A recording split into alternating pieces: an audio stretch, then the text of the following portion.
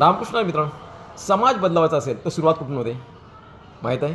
ती स्वतःपासून करावी लागते आणि ते बदलण्यासाठी पंढरीची वारी ही एक अद्भुत प्रेरणा आहे मित्रांनो. समाज बदलायचा असेल तर स्वतःला बदललं पाहिजे. आपण स्वतःला बदलण्यासाठी काय करावं लागेल? स्वतःमध्ये परिवर्तन घडवावं लागेल आणि ती परिवर्तन घडवण्यासाठी आपल्याला पंढरपूरची जी वारी आहे ती पायी एकदा चालावी लागेल. ती एक महान शाळा आहे. ती आपल्याला शिकवण देते, आपल्याला शिस्त शिकवते, सेवाभाव आपल्याला जागृत होतो, माणुसकीचं खरं मूल्य आपल्याला ते समजतं. लाखो वारकरी एकत्र चालतात, एकमेकांना मदत करतात आणि समतेचा संदेशसुद्धा देतात.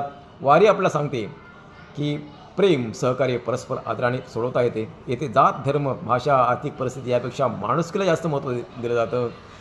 पंढरीची वारी एक धार्मिक यात्रा नाही मित्रांनो, तर ती समाज परिवर्तनाची एक प्रेरणादायी चळवळ आहे. संतांनी सुरू केलेली जो वारीचा संदेश स्वीकारतो तो स्वतःचे आणि समाजाचे जीवन अधिक सुंदर बनवू शकतो.